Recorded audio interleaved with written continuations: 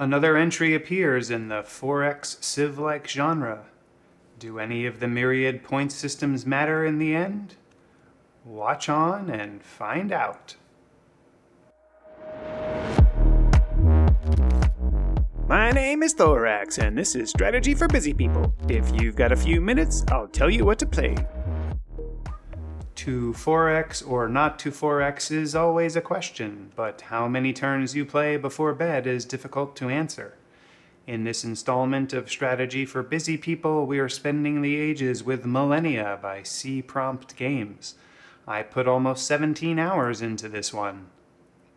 Now, this is not the first turn-based 4X title that we've reviewed on this channel, and I've talked plenty of times about all the time I have in games like this. Most recently, I reviewed Ara, History Untold, and found it to be the most different out of the Civ-like 4X titles I've played. Millennia takes a much more traditional approach to the genre, sticking with the tried-and-true hex-based tiles. Much like other games that go down the Civ-like road, you start with a minimalish, more or less tribe and have to suffer, survive. Oh, whatever, all these games suck at the start. But honestly, Millennia sucks more than most at the start. Like all of these games, you have to pick a culture, and you have no idea if that pick will be good or bad. The reality, I think, but can't confirm, is that all of the cultures are equivalent here, especially if you play a custom game where you choose the starting bonus. I don't think, for example, Poland ever has anything particularly special about it. Maybe it does, but if it did, it was buried in a whole bunch of other stuff. So, you've got your little first Polish or Japanese or whatever settlement, and it's probably in a terrible place because the game placed it, but you didn't. You've got a couple of units, neither of which can auto-explore to start. So, you start traipsing around and find all of these barbarians. But the barbarians spawn new units pretty much every turn from their camps. And the barbarians are way more powerful than you are, and their camps are reasonably well fortified out of the gate. So you end up basically having to tiptoe around them for a while the AI opponents somehow manage to not have any trouble with them. While you're doing this tiptoeing, you're trying to figure out how to get your initial settlements up and running, and this is where Millennia starts to diverge slightly from other titles in this genre. Similar to Humankind, when you initially found a settlement, it starts out as a vassal territory that pays you some tribute in the form of various points, which we'll get to in a bit. The vassal territory will slowly grow on its own and build improvements, and at some point, you can integrate it and take full control of it. Expanding your directly controlled region has some negative costs associated with it, so expanding too quickly in direct control can result in some nasty things happening. There are also pioneer units which you can't directly build, I don't think, and use those points, which I promise I'll get to. So you buy a pioneer, which gets more expensive every time you buy it, and the pioneer can create an outpost, which you won't immediately have any idea what to do with, but they're probably good, right? Next, city management. It kind of works like it does in other 4X games. Your city can build buildings, and those buildings produce stuff. Over time, the influence of your city causes its controlled area to expand, and the various hex tiles may or may not have resources present on them. Finally, we can talk about points.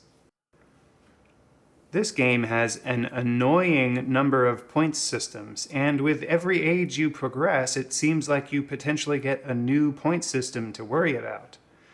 One of those point systems is improvement points. Improvement points are used, unsurprisingly, to build improvements, and those improvements go on to the hexes that you control. You can build a ranch to capitalize on animal tiles.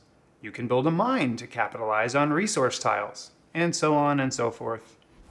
Your city's population is directly proportional to the number of workers it has, and each worker can work in a tile or in the facility you place on a tile via improvement. Similar to Ara, supply chain management in Millennia is important. Building things costs production points. To start, mining iron can increase your production, and as you unlock technology via the tech tree, other improvements can further refine those things. The iron gets processed in a forge into ingots, and then the ingots can get processed into something else. At each stage of this specific type of process, you increase the number of production points produced by the city, which means you build things faster. These same processes exist for food, wealth, and other important resources in the game. Now, I did mention multiple point systems, and as you can see on the left, there are quite a few of them. And annoyingly, the base point category, like arts, has things you can buy with it, like artists. You can send those artists to places to help make more art points. But then, depending on this thing called national spirits, which is a choice, you might get special rewards that you can buy with your arts points. In my case, I had chosen chivalry as a national spirit, which meant I got some special things I could do with it, like get some peasants to spawn. Yay, I guess? These national spirits stay with you forever, and may or may not be related to choosing government later, and may or may not be particularly useful. Oh, and it seems like it's a bit of a race to get to choose them or something. I don't know, I was starting to get frustrated. Tech tree. Check. Every 4X game like this is going to have one. In the case of Millennia, there is a twist, which is kind of unique, but honestly, mostly annoying. Like Aura and Humankind, the tech tree is divided into ages. Unlike other games in Millennia, you can be in a different age than your opponents. So yay for you having guns before anyone else. Once you unlock a set number of technologies in your age, you can then use your knowledge to research unlocking the next age. Things you didn't unlock in previous ages can still be unlocked later, and if you wait long enough, you can even find things that can be unlocked in 0 turns, which means they still, annoyingly, take 1 turn to unlock. Then, as you advance through the ages, there are special circumstances that can arise that will send you into a special age with its own specific tech tree, I think. During my playthrough, something happened to cause a crisis age, which happened to be the plague. So there were these plague doctor units you could use to fix plagued areas, but honestly, I was swimming in so many improvement points that I didn't know what to do with that. I just kept paying improvement to keep cleaning up the plague areas. For my first playthrough, I didn't have the AI on a particularly difficult setting, which was fine. As expected, the AI kept making dumb decisions with me, like going to war but never attacking, and then making peace for no reason. Fine, whatever, to be expected. Okay, Japan, it's time to roll you with my fearsome Polish forces. That must mean it's the extermination phase of the game. And then I got bored to tears, just like I do with most of these games these days. You see, the extermination phase always looks the same in these games for me. You are basically just trying to turn your entire civilization into a giant arms factory. Most of your cities are well established, so the new technologies you're unlocking don't necessarily move the production meter that much. Unlike in Aura, where you have that whole unit mustering process, you can send out the unit as soon as it is ready. By this point, I've almost completely forgotten about the whole hex improvement process, and sure, my cities could probably be more efficient, but it barely even matters. So pretty much just every turn becomes this mindless unit spamming and endless conflict. Oh, Japan, you want to stop our war? Yeah, I couldn't care less because my job is to, quite specifically, wipe you and every other nation off the map. So no, I'll be continuing to smash you. Except that in Millennia, while you're doing all this unit spam, you have all these points that didn't seem to be worth a whole lot. Before I give my final verdict, take a moment to like this video and subscribe to the channel. Don't forget to share it with your friends. Agree with me, disagree with me, or want to see other content? Let me know in the comments below. Want to try this game yourself? Check out my humble affiliate link below. And if you want to support me in making more of these videos, become a patron on Patreon. Your support really makes a difference. The final verdict. If you're looking for the same old Civ-like game with a few new twists, Millennia definitely delivers. From the videos I saw on their Steam page, the later technology game might get quite interesting, but I was bored out of my mind by the time I got long guns.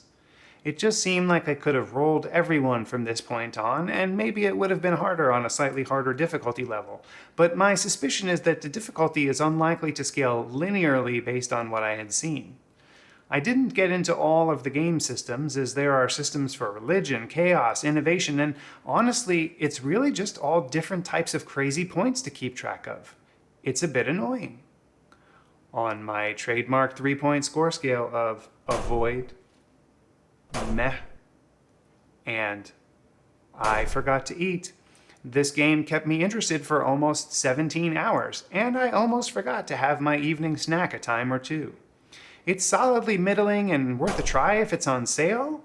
Ultimately, though, transporting my grenadiers across the oceans to rain hellfire on my enemies didn't keep me sufficiently entertained, and I decided to drop a different type of bomb instead. A flavor bomb. That's right. I went to Flavortown Arms. Guy Fieri was having a sale.